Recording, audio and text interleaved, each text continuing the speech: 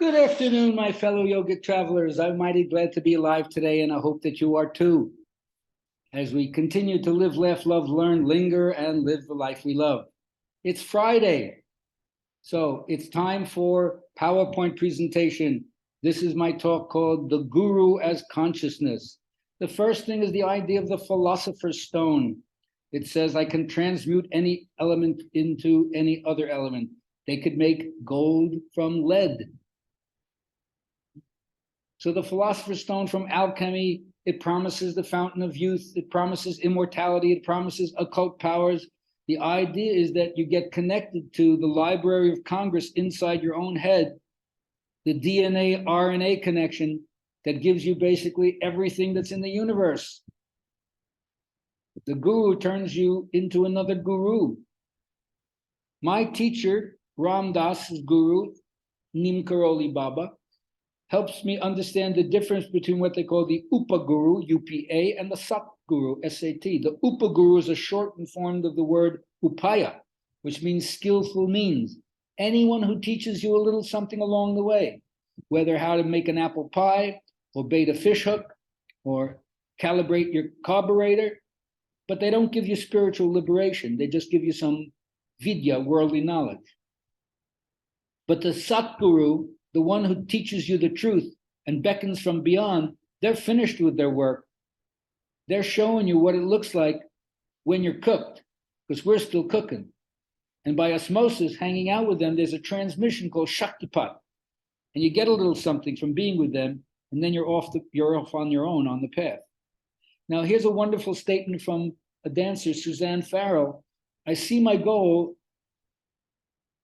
I set as my goal to be the best dancer I could be, not the most famous or the highest paid dancer, just the best I could be. And out of this discipline comes great freedom and calm. We're all searching for perfection, but perfection isn't just something that's static. In Gestalt psychology, they say perfection is a yardstick with which to beat yourself. You'll always come up short.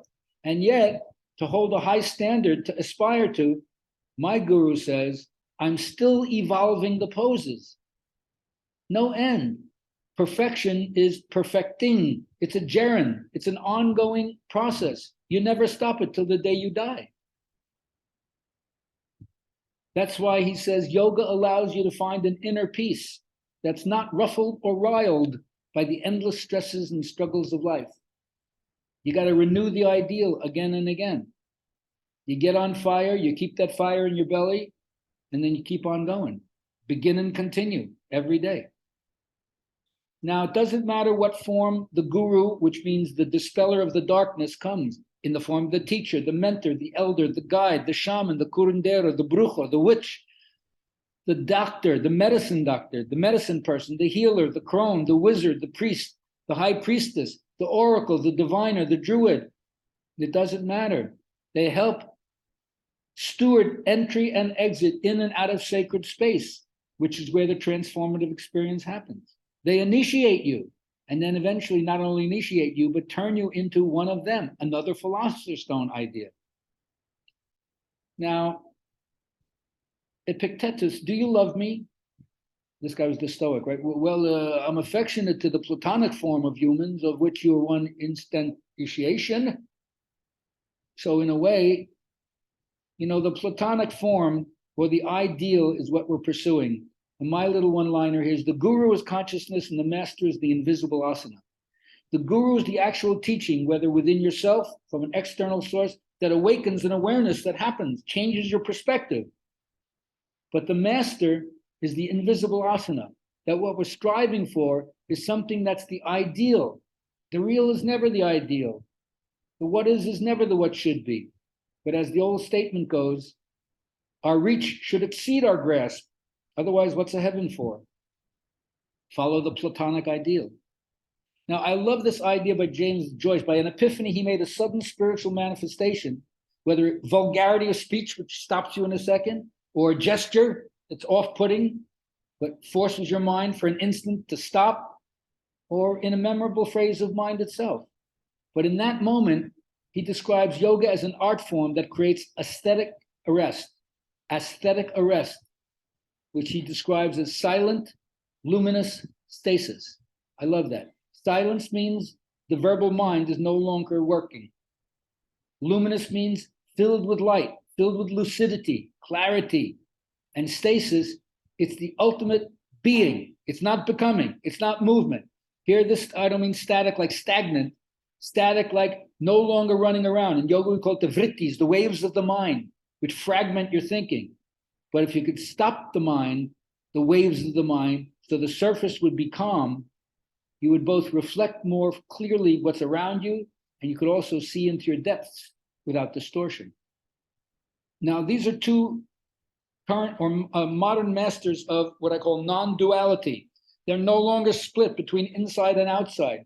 They discovered the Atman, the bioluminescence within their own psyche.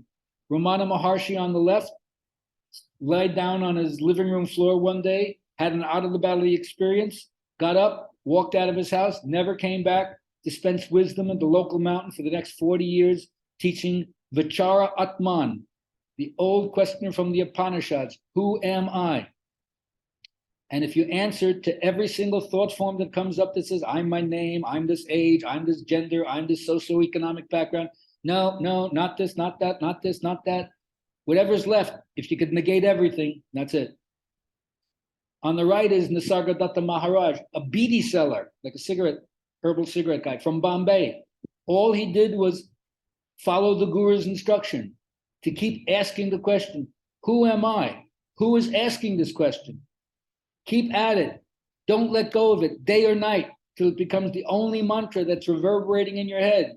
If you could do it long enough, and he did it, and he says, all I did was follow my guru's instruction to bring my mind back to the question, who am I?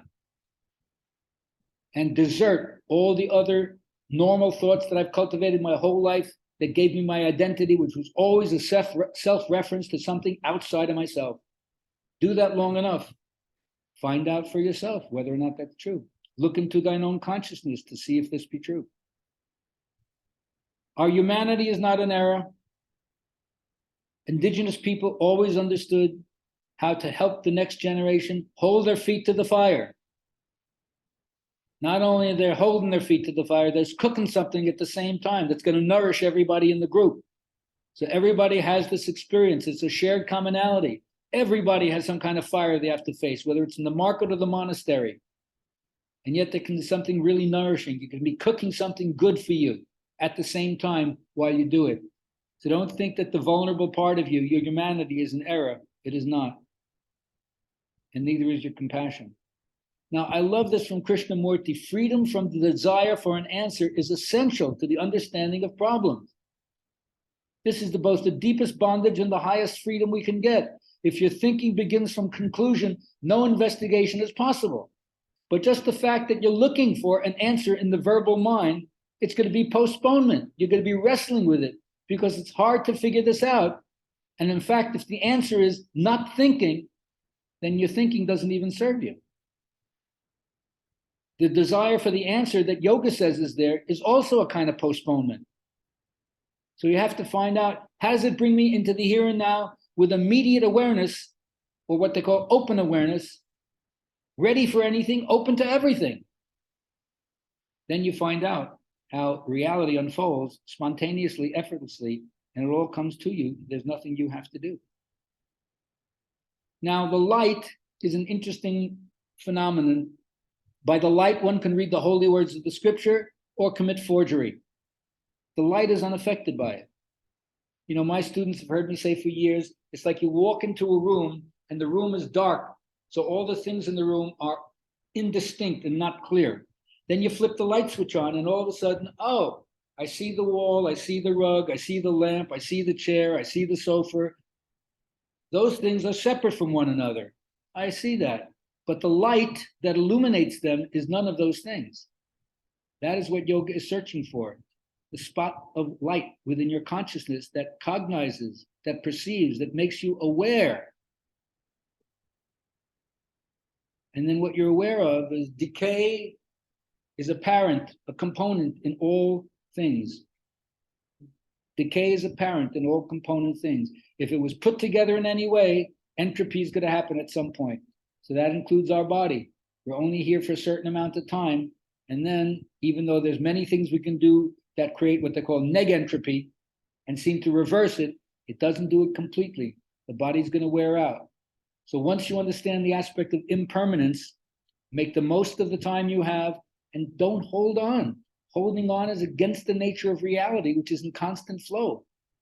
I know it can be scary, but once you go with it, then you're flowing. And when you're flowing, you're not looking back thinking anything is missing, because you are the movement of life. And the idea is to experience the truth of this within yourself, free from opinions about it. A lot of books written, a lot of podcasts out there, a lot of people saying it's this, it's that. Find out for yourself. Your yoga practice is a direct experience on the mat, and then you learn life is a direct experience. Bring the same quality of awareness, the same effort that you make to invest yourself completely on the mat, bring that to your daily life. You'll find out experientially if that makes a difference. And then find a mentor. This was one of my old hippie mentors, Stephen Gaskin. If you've never read anything by this guy, The Caravan, Monday Night Class, go check it out. Even though his language seems to be a little sex, drugs, and rock and roll, his main thing is, I'm in favor of affecting things rather than having opinions about it. Like the inner Marine in me says, get her done, son. No excuses. I'm only telling you once, you're not going to hear it again. Step into that part of your will that has clout, that you recognize from your past patterns. When you put your mind to it, you get it done. Your track record will show you that. Go back to that part of you. That's the one that I'm talking to. And if you learn to affect things rather than just having opinions about it, you'll realize that yoga is about a method that comes out of the philosophy and not just a philosophy about the method. Do it. Hit the mat. Practice. Have a daily discipline regularly, right? That's what the Dalai Lama says the most important part of spirituality is regularity. And he doesn't mean prune juice. Do it every day, week after week, month after month, year after year, decade after decade, till this is a life experience. You'll find out whether or not any depth has happened. And then, even though there seems to be connection to tradition, principles, and rules, there's also the freedom that comes from rejection, ultimately, to the adherence of any specific procedure. So wear a hijab and be on the computer. These two things are not mutually exclusive just because you go into some traditional practice that would seem to not jive with contemporary wrappings of it. And then watch the movie in your mind. This is meditation without getting lost in the details on the screen.